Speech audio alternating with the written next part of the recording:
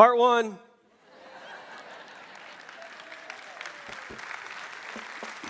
Good morning, good morning. I am happy to see all of you guys here this morning. Those of you joining us in the Pointe or here in the center, I am Drew Hildenbrand. I serve here at Connection Point in the care ministry.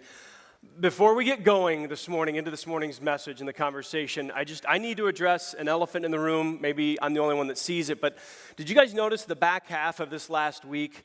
Those enormous yellow school machines flying through our community, like thousands of them. What happened to our summer? That was so fast. I'm pretty sure a few weeks ago I woke up one morning and my kids were sleeping in, and that was my indicator that summer had begun.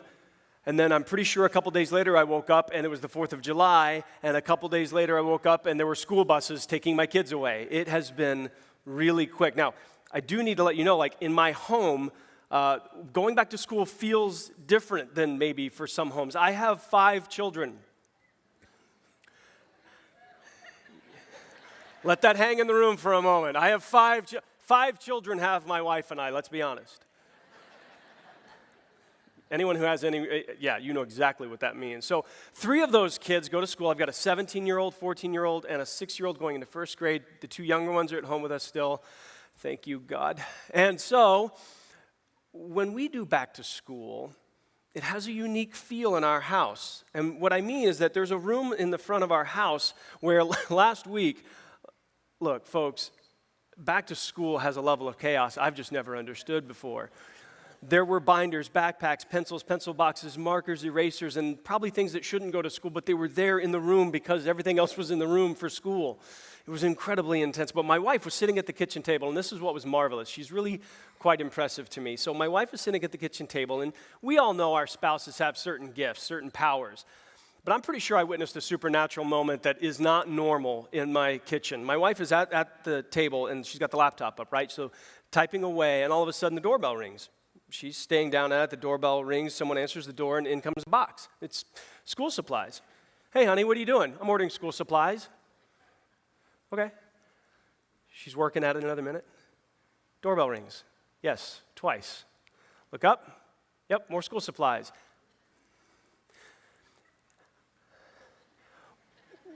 What is she able to do? I mean, toilet seat for me is a win, but for her, because you know technology can do really cool things. So is it possible that my wife is sitting at the kitchen table and there's a van in my driveway or something that she orchestrated to where she just clicks, send, and the guy in the van brings the stuff to the door? I mean, it was fast and incredible. But as fast and incredible as that was, my experiences growing up doing the back to school stuff were much different. I'm from a town, so many of you might be familiar with Holiday World and Splash and Safari, Santa Claus, Indiana. I'm from about 5 minutes north of there in a town called Mariah Hill. The population there, counting my family, is my family. About 6, 10 if there's traffic that day.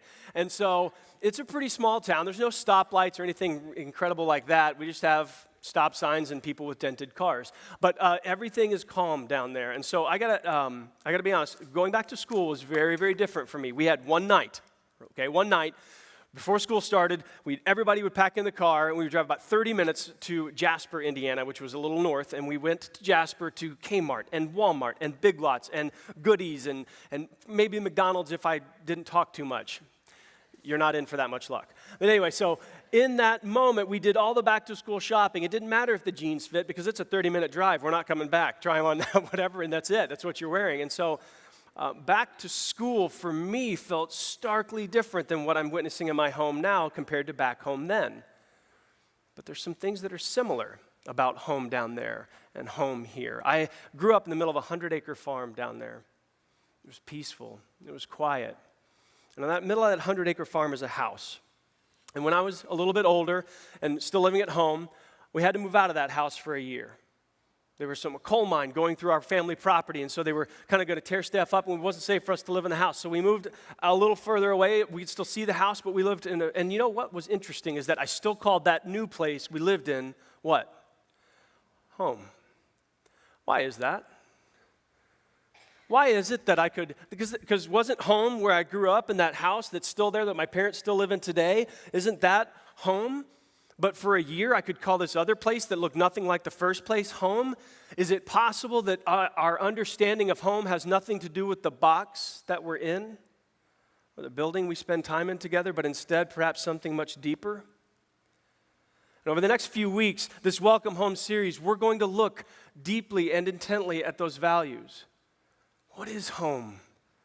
What is that about? And what dictates our days so strongly to convince us that we're safe, that we are, in fact, at home? One of the realities that will come to light here in the next few minutes is that a home is a home, not because of what it looks like, but because of how it feels. And what makes us feel at home is what we're going to spend the next couple of weeks unpacking together and working through. Because whether you know it or not, you are chasing home every single day. So do you want to hear more about those kinds of values and those kinds of principles? Do you want to hear more about that than the kinds of things you hear about on the news and the things going on in the world around us? Say yes loud. Do you want to hear the kinds of things that stir your heart and stir your affections toward life change and really making everything around you literally better, including the relationships? Then let's fight together for all of the great and wonderful things we're going to discover over these coming weeks. Amen? So let's get to work. Every single week, this series, we are going to dive deep into some of these values, mine them up to the top, and lay them across your life as best we can, so you can leave this place growing in change, growing in hope, always at home, no matter where you are. Whether you're new to the church idea, whether Jesus is foreign, whether your neighbors invited you here this week and you're still questioning whether or not you want to be here, or you've been here for decades, this series will be of value in all of the things that matter to your heart. And hopefully you'll discover what home really feels like better than you've ever known it before. See, every single one of us grew up in a home environment of some kind. Some of you, that's not a pleasant memory. For some of you, you grew up and it was a single home, but it was wonderful. Or it was a two-parent home where you spent time divided between 2 different locations, 3 different locations, or you moved around a lot and you had many, many, many homes. It has a variety of details for each one of us. But there are very few values that are the same for all of us. And those values, when we see them, we do not want them to leave. Those values are things like belonging, a real sense of belonging, security and safety. Those things we chase every single day. So the first point I want you to know this morning is that a home is the place where true belonging truly happens. It's not just talked about, it's not just visited, it truly happens. It's anywhere where we are able to most safely be ourselves. It is the place where some of you walk around in a robe and socks up to your calves. Please make sure that's actually your house when you do that. Public service announcement number 1. It's where we're comfortable. It's where we take our shoes off, right? That's where that metaphor comes from. It's where we lay low and we're relaxing and we're allowed to be who we actually are. It's why wives look at their husbands with a lot less joy in public than other people might think. It's because the wife knows the real story. She knows what he's like, how he smells. She knows those things. Who we are at home is who we ultimately are because we lay down our guard, we stop pretending, we stop faking it, and we are finally free. Yes? And some of us have fought even in our own home to make things that way. You stay at home in order to make sure that that security never changes. You work hard at the things that matter in life to bring that security to your life. We all have jobs. Some of us like them, some of us don't. But we all work. Why? Security. That sense of belonging, that it stays there. Safety. And the reason we fight for that is because of this next point that all of us know together. We all know, every single one of us, whether you're a high school student, even younger than that, or well into retirement, what I'm about to share with you is true for every single one of us, and that is that we all know that we can be in our most safe seasons of life. We can be in our most safe seasons of life where everything seems to be okay. Marriage is fine. Job's been good. Kids are great. And then the phone rings. The job changes. The spouse leaves. The friend is no longer. The person comes to us. The email comes. Relationships are changing now. And the ground that we've been standing on all of a sudden shakes and it moves, showing it's not as stable as we always thought. The reason we work so hard to make sure we're secure is because we know someday something can happen that will take it away from us if we're not careful. We work super tirelessly to make certain. We control outcomes aggressively. Why? Because we're scared. Because we've seen what can happen. We have answered the phone when someone we love won't be with us anymore. And our mind drifts to ask the question, now what? We start to get nervous. You know some of these moments because you've had them. You've reached for the phone, and then moments later you've realized that life will never be the same now. I watched my dad go through this moment when my grandfather passed away years ago. My dad picks up the phone. Seems like a normal conversation. I'm messing around. I'm pretty sure we had dial-up internet at the time, so obviously I wasn't online. And then all of a sudden I watched my dad fall to his knees. And my dad's a strong guy. My dad is not someone who's just willy-nilly given to emotions, but he couldn't have been prepared for that. And all of us know those moments are somehow around us. And we're scared enough that we work tirelessly to make those things happen. I watched what my dad went through that day. It scared him and it scared me. And I know you know those feelings. You know those moments. It could be that job change, or it could be the reality that you're going to have to move to a community you've never lived before, and you've always wished you would never leave. It could also be the choice that a child of yours has made in life that you don't agree with, and now all of a sudden you're hurt or upset, wanting to control outcomes again. It could be a stranger whose choice they made has impacted and affected your life permanently now. Belonging, safety, security, these things we fight for to feel at home in this life, wherever we are.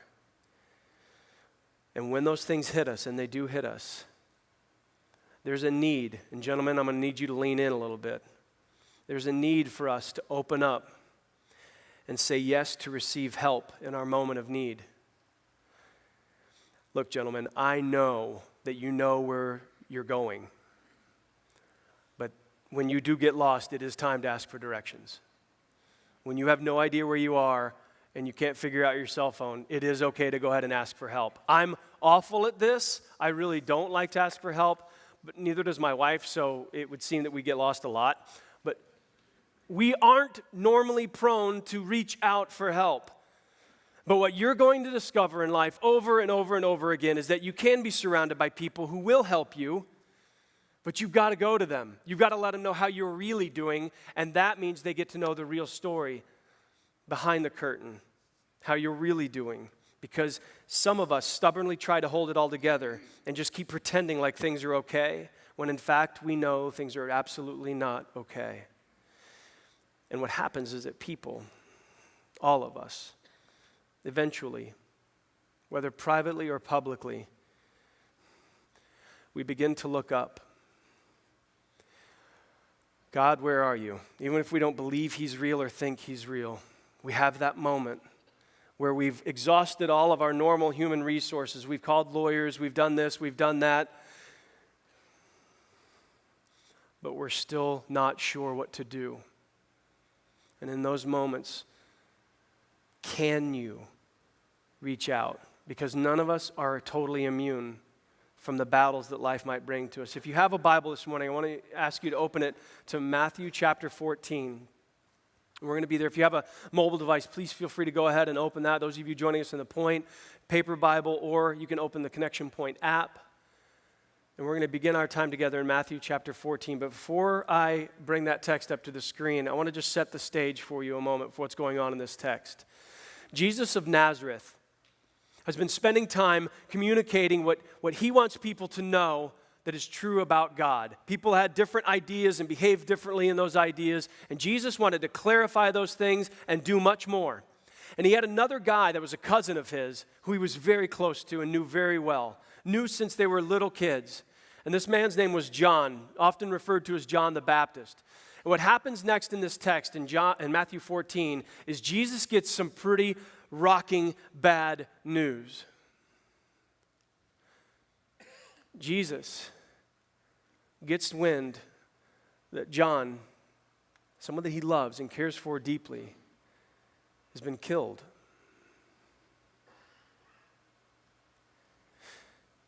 And what happens next is what I want you to know this morning about the home and the kind of home life that God offers us, even if we're not looking for it and even if we don't want it.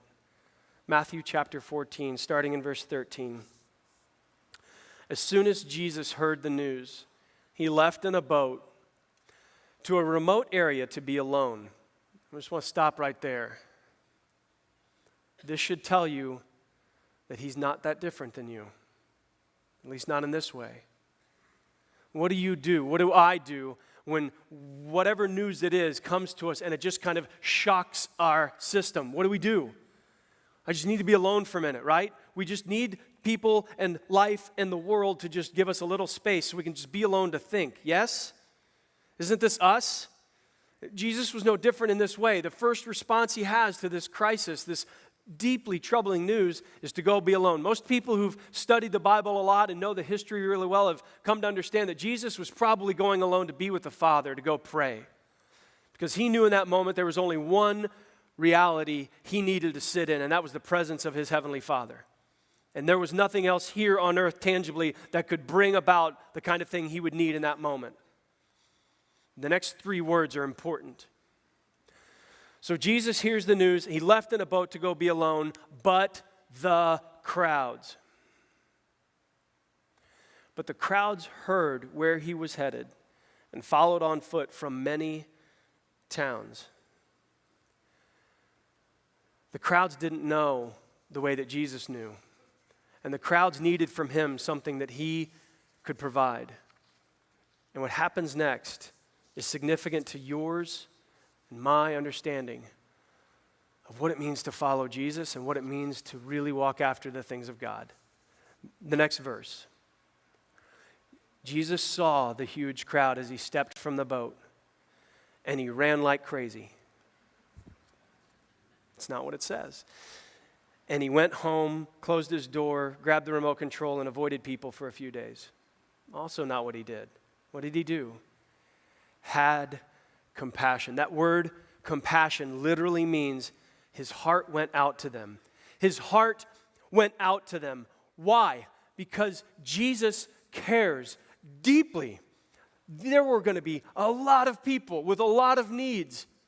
And what does Jesus choose to do in the moment? He doesn't run to care for himself, but instead he runs to them. He had compassion for them. Isn't that amazing? You know how much strength it takes to hear that kind of news and not just be selfish in the moment and go take care of yourself, but instead, what does he do? He immediately cares for them. And what happens next is beautiful. He heals the sick. And that evening, the disciples came to him and said, "This is a remote place, and it's already getting late. Send the crowds away so they can go to the villages and buy food for themselves." But Jesus said, "That isn't necessary. You feed them." "But we have only 5 loaves of bread and 2 fish. "Bring them here," he said. Then he told the people to sit down on the grass. Jesus took the 5 loaves and 2 fish, looked up toward heaven, and blessed them. Then breaking the loaves into pieces, he gave the bread to the disciples, who distributed it to the people. They all ate as much as they wanted. And afterward, the disciples picked up 12 baskets of leftovers. About 5,000 men were fed that day, in addition to all the women and the children. In this moment, Jesus proves he has a connection with God, the Father, that none of them were able to muster before. Jesus proves in that moment that there is nothing he can't do. He not only dealt with healing the sick and caring for them that time. You see, his attention was taken captive by a burden, and that burden wasn't his. The burden was theirs. The burden is yours. The burden is mine. This is our God. This is what he does. He does care. And instead of looking to his own needs in that moment, instead he looks to the needs of the people that are in front of him, and he stays the whole day with them. The evening was there, and they were still in that place. And Jesus was still with those people. They were still lingering, still wanting time with him, and he kept giving. All the way to making sure they were fed with plenty of leftovers to provide. Jesus encountered their need, and he stayed to help them. There's a video I want to show you. And in this video, it tells a story of a couple who came to a moment where they just needed true home, true belonging, knowing that they would receive compassion because in that moment they needed it. They got to a place where they recognized that all of their power and all of their strength and all their human abilities were insufficient and making them feel like they were on solid ground, that life was okay. So in this video, you're going to see a story of a couple of people who had not yet known each other well. Watch God rescue them through a tragedy to bring them home. Take a look.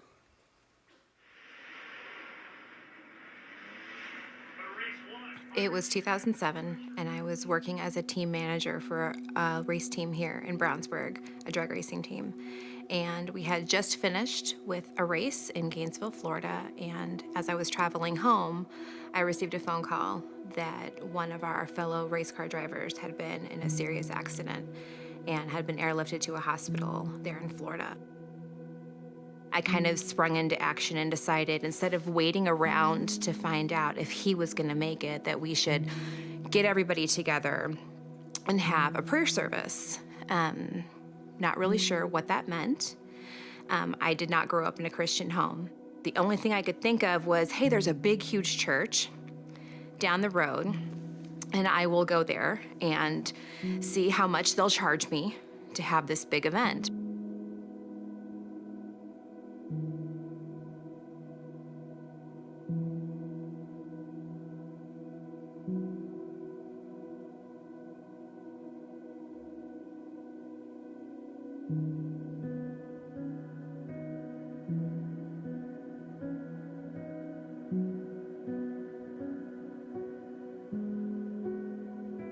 Within the next couple of months, the team that I was managing lost its funding. People were let go, and I found myself out of a job.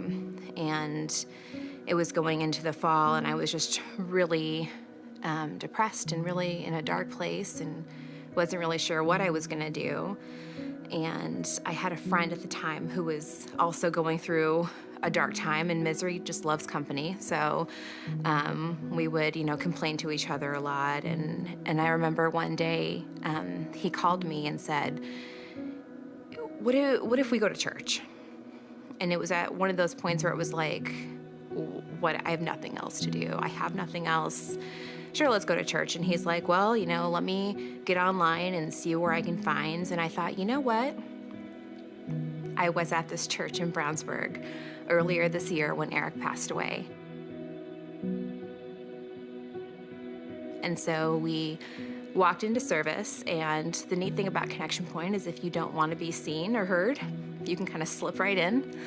And that was the big thing for me, not growing up in church and not knowing, not being educated and knowing the Bible. It's really intimidating walking into a church, and so I liked that we can kind of just walk in and be really comfortable and just kind of be met where we're at in that way. It was just one of those moments where I thought, oh my gosh, I was meant to be here. This is exactly what I needed to hear for where I am in my life and what I'm going through.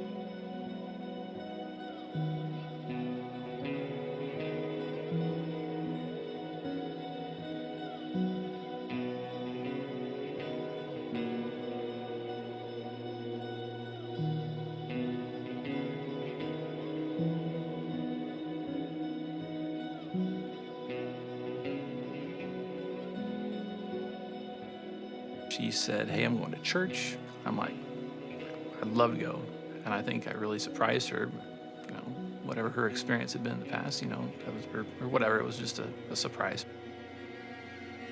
I had gone to churches where we maybe had a couple hundred people, and this massive church with, there's people everywhere. We kind of sat in the back, but it was really great. Pastor Steve had an awesome sermon, and it brought us back.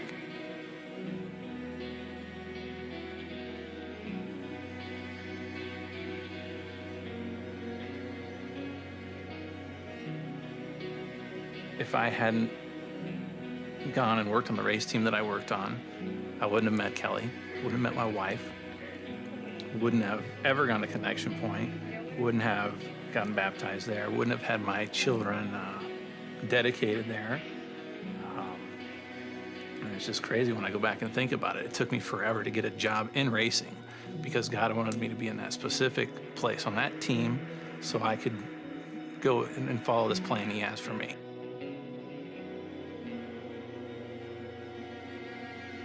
I think of everything that I've been through in the last 11 years and everything I've been through with my husband and our getting married and our having a family and the way that we've grown over the last 11 years.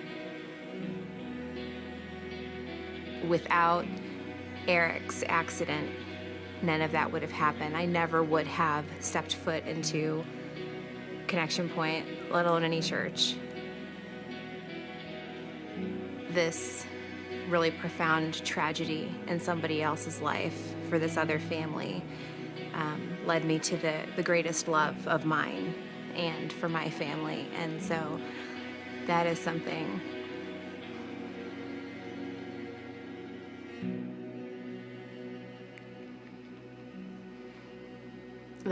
that I'm forever grateful for, because I don't know where my life would be without my faith, without Jesus, my God, without my church, without this community to raise my family in. And as much as I would love to share that with Eric, God works in mysterious ways, and we wouldn't be here today had it not been for his passing.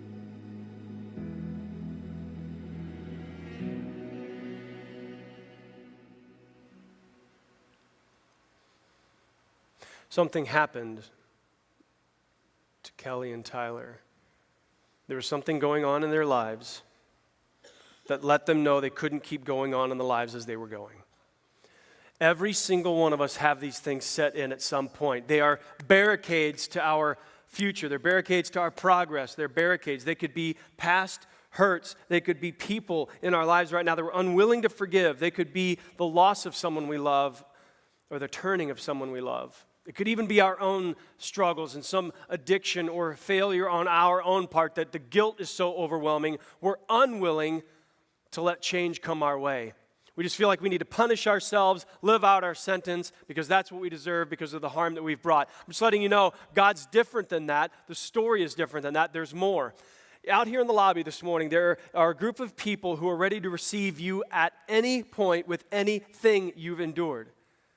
Our care team, of which I'm a part here at the church, is here simply to receive whatever it is you've been walking through. It could be the loss of someone. We have a class called Grief Share that is intended to walk you toward discovering how your grief and your new normal can still make life not only livable but enjoyable, that there's power available if you'll take it, if you'll receive it. The divorce reality can shape not only your life, but your kids and even extended family and relationships beyond. And we have a class, a group of people that meet strictly to encounter wherever you're at in a story that's around a divorce. Miscarriage and infertility is something that's not foreign to probably any of us. And we have a group of people that meet strictly to help walk through that tragedy and the challenges that it brings, and to bring hope and healing on the other side of it. This church is committed to care. It's one of those core values that we don't even really look for, it just is. And it's because of what God has given us that we have that. Our tragedies, our pains, our losses become a window for comfort to finally come to us. And God is our ultimate comfort as we come to Him. 2 Corinthians chapter 1, Paul wrote a brief encouragement to a church a long time ago. And Paul, who had got a chance to meet Jesus, really got a chance to learn what God's care is really all about. And he shared this with the church. He said, "All praise to God, the Father of our Lord Jesus Christ. God is our merciful Father and the source of all comfort. He comforts us in all our troubles so that we can comfort others. When they are troubled, we will be able. We will be able to give them the same comfort God has given us." Welcome home means welcomed comfort, freely given. Welcome home means welcomed comfort to the challenges and the difficulties, the grief, the loss, the failure of strategy on your own part, the addiction that you can't shake. God comes to you in this moment and says, "I can move that." You might get out here in a few minutes and you might walk out to the parking lot and reach for the door handle. And you might start to stutter step a little bit and you might open the door. And you'll sit in the seat, put your key in the ignition, and grab the shifter.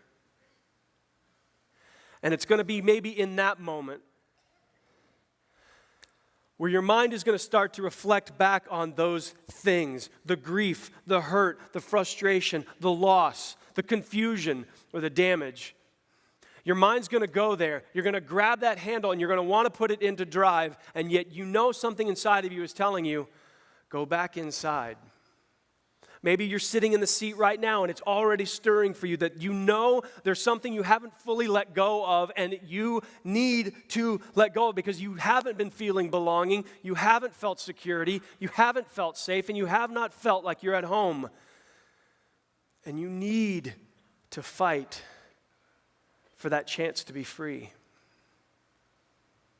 Some of you, it's a confession that has been long overdue.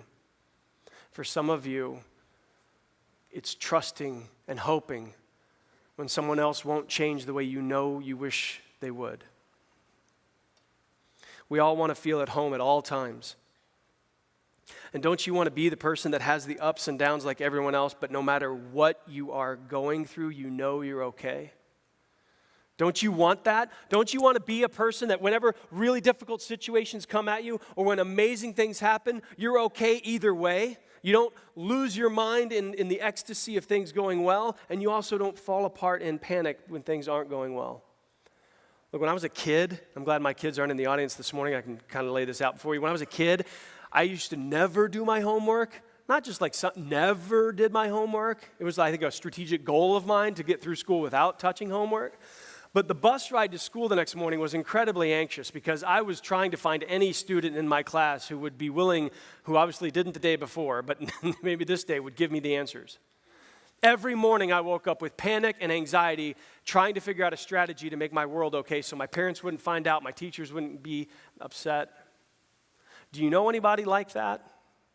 Who wakes up every morning and feels like it's a grind?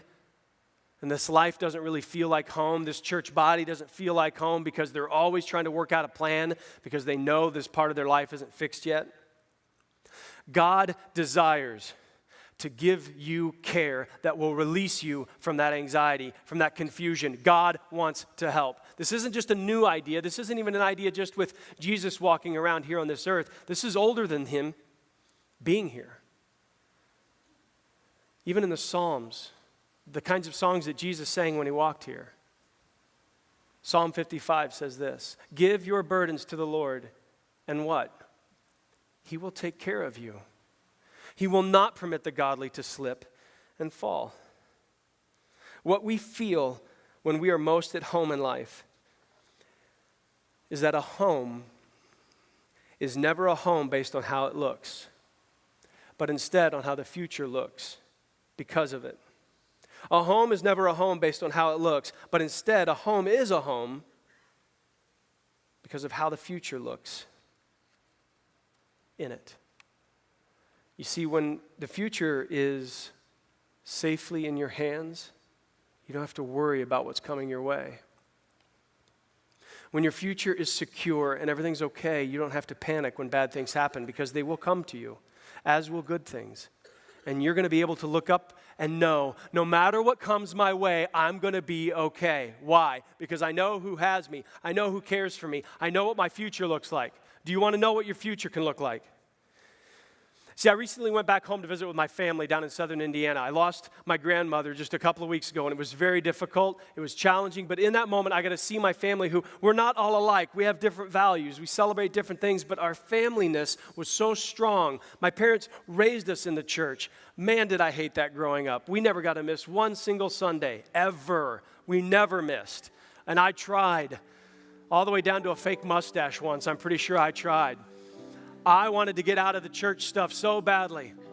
And I did rebel later. And I did walk away from God. I did choose other things. But God would not let me go. Turns out he was a lot stronger than I was. God brought me back to remind me of the future that I have with him, the future that all of us can have with him. So I want you to stop right now and I want you to think about the seat that you're sitting in. Yes, that's a weird statement. I want you to actually stop and think about your seat. Is it comfortable? You can say yes. This is a dialogical thing. You can say yes. Is your seat comfortable? Is it cushiony? Okay. It does not have your name on it.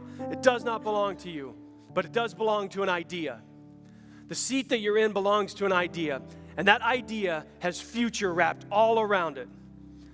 So I want you to think only about your seat, and I want you to follow along as closely as you can. Are you ready? Because the person that is going to be sitting in your seat next week, the person that is going to be sitting in your seat next week will have had a full week now to fully consider everything God is teaching them about how to care for people like they've never cared before. Is that a good thing? The person who is sitting in your seat next week may be on the verge of saying yes to surrendering to the challenges they've been facing in their marriage and asking for help for the first time. Is that a good thing? The person that is sitting in your seat right now, are you still thinking about it? The person sitting in your seat next week may be your next door neighbor that you finally invited to come hear about the God you've been finding out about every single week for so long now. The person sitting in your seat next week might be your spouse who is finally ready to ask for help in an area they've never even told you about. The person sitting in your seat next week could be your own child who's finally ready to hear about hope they've resisted their whole life. The person sitting in your seat next week could be you, finally ready to surrender your life to Jesus and accept the love he's had for you since you were born and before.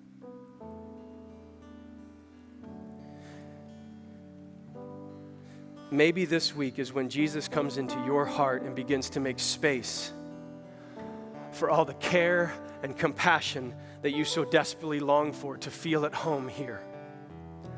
Maybe this week is the week that God's future plans for you finally become your future plans for you.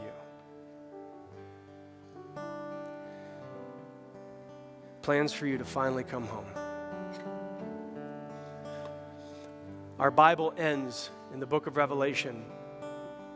In Revelation chapter 21, this is the second to last chapter, it says, I heard a loud shout from the throne saying, look, God's home is now among his people. He will live with them and they will be his people. God himself will be with them. He will wipe every tear from their eyes. And there will be no more death. No more sorrow, no more crying, and no more pain. All these things are gone forever. Do you want that? No more tears, no more pain. Isn't that what all of us long for anyway? This is God's goal for us. This is how the story's supposed to go. And we all know that. Let hope happen. This is his goal. This is the future that he holds for every single one of us and any of us who will come to him, no matter what. This can finally be your story. This can finally be your home. Make it so.